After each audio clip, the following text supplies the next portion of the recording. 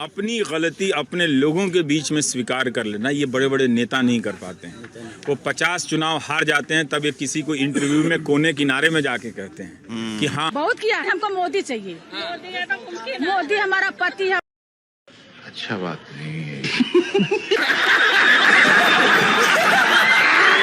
महामूर्ख हो, पत्रकार हो कि क्या हो, मैं क्यों मानूंगा? चित भी मेरा, पट भी मेरा, सिक्का मेरे बाप का, 16 फिल्म का सिक्का तुम्हारे पास ही है क्या? ये सब क्या देखना पड़ रहा है? अच्छा है मैं अंधा हूँ। मोदी जी वाला सिक्का है, नहीं बोल रहे तो दिमाग में आपकी तरह भूसा थोड़ा ना बैठा है। आपकी तरह मैं गोबर को चमनप्राश पी रहा हूं। सुन तो ले यार, अरे मैं आपकी भाषा में जवाब दूंगा जब, तो आपको मिर्ची लग जाएगी, उछल जाओगे।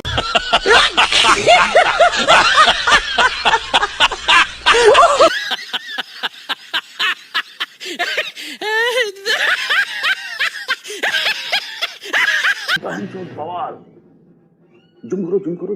हमारे माँ बाप, हमारे दादा दादी सब यहीं के रहने वाले हैं और आज हमसे पूछा जा रहा है कि हमारे प्रूफ दिखाएं। हम क्या, हमारे कितने लोग हैं, आप देख सकते हैं। कितना दुख है कि हम भारत के रहने वाले और हमसे कहा जा रहा है कि हम बताएं, हम प्रूफ दें कि हम भारत के हैं या नहीं है। देश बेच रहे हैं आप। बोलिए सर, हमारा गठबंधन किससे है? आपके चैनल का गठबंधन मोदी जी से है। आप भी तो गठबंधन में बैठे हैं, आप भी तो ईमानदार पत्रकार हैं देश के। जी जिसकी लिस्ट में नाम है। जी पॉइंट पर आइए ना, इधर उधर क्यों जाते हैं, सीधा पॉइंट पर आइए। आदिल नाहिद हसन, आप क्यों परेशान हो रहे हैं सर? अच्छा, आज की डिबेट लाने के पैसे कितने मिले? हैं जी, पैसे कितने मिले? खाली जब तुम पजामे पे उतरोगे तो तुम्हारी औकात याद दिलाऊंगा। पैसे कितने मिले? भाई पैसा हो तो क्या कुछ नहीं हो सकता। जब तुम पजामे पर उतरोगे तो तुम्हारी औकात याद दिलाऊंगा। बदतमीज, क्यों सईदा सिंह बकार, क्यों सईदा सिंह बकार अपना चेहरा दिखा रहे हैं? म्यूजिक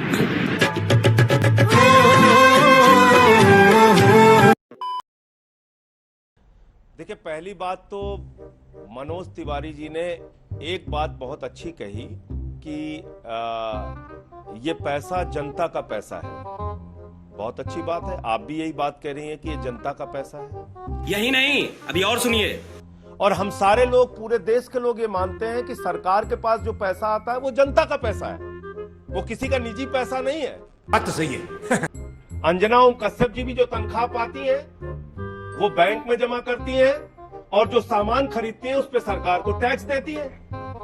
एक गरीब आदमी मजदूर, मनरेगा का मजदूर, जब वो भी सामान खरीदता है, साबुन खरीदता है, आटा खरीदता है, दाल खरीदता है, चावल खरीदता है, तो सब चीजों पे आपने टैक्स लगा दिया तो सरकार को टैक्स देता है। उसके घर में जो बचत होती है, छोटा व्यापारी हो, रेडी वाला हो, कर्मचारी हो, सेना का जवान हो, तो वो बैंक में पैसा, अपनी बचत का पैसा बैंक में जमा करता है। दो तरह की अर्थव्यवस्था है। एक मोदी सरकार का मॉडल है, आदरणीय प्रधानमंत्री जी जो मुफ्त की रेवड़ी और ये पूरे की पूरे भारतीय जनता पार्टी के नेता और सांसद वोट लेना होता है तो हाथ जोड़कर कहते हैं सब कुछ देंगे, और बाद में मुफ्त की रेवड़ी कह के जनता को जो अपमानित कर रहे हैं। क्या बात है सर, क्या बात है सर, क्या बात, ये बात है। उसकी हकीकत पूरे देश को पता चलना चाहिए। और ये हकीकत क्या है?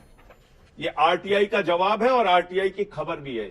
ये आरटीआई में दी गई जानकारी है कि 11 लाख करोड़ रुपए चंद पूंजीपतियों का माफ किया है अंजना ओम कश्यप जी इन लोगों ने।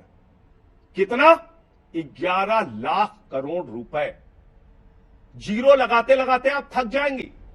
और अगर 11 लाख करोड़ रुपए इस देश की जनता के हित में लगा दिया जाए तो कल्पना कीजिए कितने बच्चों के स्कूल बन जाएंगे, कितने अस्पताल बन जाएंगे, कितने किसानों के कर्ज माफ हो जाएंगे, कितने जो फ्लैट की ईएमआई नहीं भर पा रहे हैं, जो अपने बाइक की ईएमआई नहीं भर पा रहे हैं, कितने लोगों का कर्जा माफ हो जाएगा, कितने रेडी पटरी वालों का कर्जा माफ हो जाएगा। नहीं, आपने चंद पूंजीपतियों का 11 लाख करोड़ रुपए माफ किया।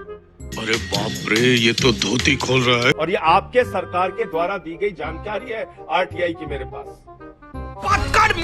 मेरे को जानता नहीं। एक बात। दूसरा, मुफ्त की रेवड़ी आप किसको दे रहे हैं? बैंकों में जो जनता का पैसा जमा है वो पैसा 50 भगोड़े लेके भाग गए इस देश से। कितना? 68,000 करोड़ रुपए। अंजना ओम कश्यप जी, मैं पूछ रहा था भारत की संसद में, मुझे जवाब मिला मंत्री जी का 3,000 करोड़ का बजट है 130 करोड़ की आबादी वाले देश के खेल बजट है 3,000 करोड़ रुपए देश का, और 68,000 करोड़ रुपए लेके 50 लोग भाग गए। इतने में पूरे देश के किसानों का कर्जा माफ हो सकता है। फसल का दाम दोगुना हो सकता है। आपको आटा दाल चावल पे टैक्स लगाने की जरूरत नहीं पड़ती अगर इन लोगों से आप पैसा वसूल लेते, इन 50 लोगों से। इसमें नीरव मोदी भी है, इसमें ललित मोदी भी है, इसमें विजय माल्या भी है, इसमें मेहुल चौकसी भी है, इसमें नितिन संदेशरा भी है, इसमें बहुत बड़े बड़े लोगों की सूची है। आपके राज्य में क्या हुआ? रेवड़ी, ये DHFL एक कंपनी है और ABG शिपयार्ड, DHFL कंपनी ने, अंजना जी, DHFL कंपनी ने 42,817 करोड़ रुपए का घोटाला किया, 17 बैंकों को खाली कर दिया, कंगाल कर दिया, जनता का पैसा जहां जमा था, और 29 करोड़ रुपए भारतीय जनता पार्टी को चंदा दिया है। तो जिससे आप चंदा लेते हैं उससे देश की जनता के पैसे जो बैंक में जमा है वो लुटवाते हैं। ABG शिपयार्ड, जहाज बनाने वाली कंपनी, पानी का जहाज बनाने वाली कंपनी, 23,000 करोड़ रुपए का घोटाला किया है, 28 बैंकों का फ्रॉड किया है। इस देश के अंदर 5 लाख करोड़ के बैंक फ्रॉड हुए हैं 15 से लेकर 22 तक। 2015-16 में 18,699 करोड़ का बैंक फ्रॉड, 2016-17 में 23,923 करोड़ रुपए का बैंक फ्रॉड, 2017-18 में 41,167 करोड़ रुपए का बैंक फ्रॉड, 2018-19 में 71,534 करोड़ रुपए का बैंक फ्रॉड, 2019-20 में 1,85,468 करोड़ रुपए का बैंक फ्रॉड, 2020-21 में 1,38,422 करोड़ रुपए का बैंक फ्रॉड, और 21-22 में 7,000 मनोज, एक सेकंड संजय जी, अब मेरा सवाल सुनिए।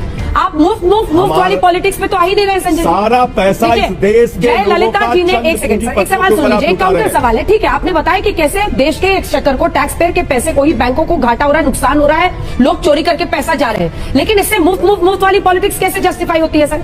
जय ललिता जी ने, अब नहीं रही इस दुनिया में, लेकिन उन्होंने एक वक्त पर मंगलसूत्र मुफ्त हम बांट देंगे महिलाओं को, वोट बैंक सुनिश्चित करने के लिए मंगलसूत्र बांट देंगे, 1 रुपए किलो में चावल दे देंगे। दक्षिण भारत में इसका खूब इस्तेमाल किया गया। आप यहाँ पर मुफ्त की, ऐसे थोड़ा ना देश चलता है सर, ऐसे थोड़ा ना कोई भी राज्य अपने इकोनॉमिक्स को, अपने उसको मैनेज कर पाएगी। अंजना जी, मुझे सिर्फ एक सवाल का जवाब दीजिए। जय मनोज, आ रही हूँ। अंजना जी, उनका समय पूरा हो गया, मुझे समय दीजिए। छोटा सा जवाब, उसके बाद मैं आ रही हूँ मनोज जी, तुरंत। 20,000। हाँ, आप जब बोल रहे थे तो नहीं बोला मैं, और अभी फिर 10 मिनट अकेले बुलवा लीजिए मनोज जी को, तब मैं बोलूंगा। नहीं, मैं रोकता नहीं हूं उनको, उनके पास जितना विषय रहा करे सब बुलवा लिया कीजिए। दाम वो तो अपना इकोनॉमिक संभाल रहे हैं सर। आप मेरे सवाल पे तो आइए सर। बीजेपी का इकोनॉमिक्स तो आप समझा रहे हैं, उनको रेवेन्यू कलेक्शन करना है, वो करते हैं। सवाल पे वो उनको रेवेन्यू कलेक्शन करना है। आप सही मानती हैं? हाँ, मैं आपसे पूछ रही हूँ, बताइए ना किस पॉलिसी को आप सही मानते हैं? नहीं, मैं आपसे सवाल पूछ रही हूँ, आप जवाब दीजिए, जनता को कन्विंस कीजिए। 92 लोगों के पास 55 करोड़ लोगों के बराबर की आमदनी हो, मैं कहता रहा हूं आपसे, 92 लोगों के पास 55 करोड़ लोगों के बराबर की आमदनी हो, क्या आप ऐसी असमानता की अर्थव्यवस्था चाहती हैं? क्या आप चाहती हैं कि इस देश में एक ऐसी अर्थव्यवस्था हो जिसमें मोदी जी के सबसे करीबी मित्र को 2.5 लाख करोड़ रुपए का बैंक कर्जा मिल जाए और गरीब आदमी 2 वक्त की रोटी के लिए और राशन के लिए और अनाज के लिए लाइनों में लगा रहे? ये बिक गई है गवर्नमेंट, अब गवर्नमेंट में कुछ नहीं है। ये बहन चो सारे मिलके हमको पागल बना रहे हैं, मादर चौथ के बच्चे।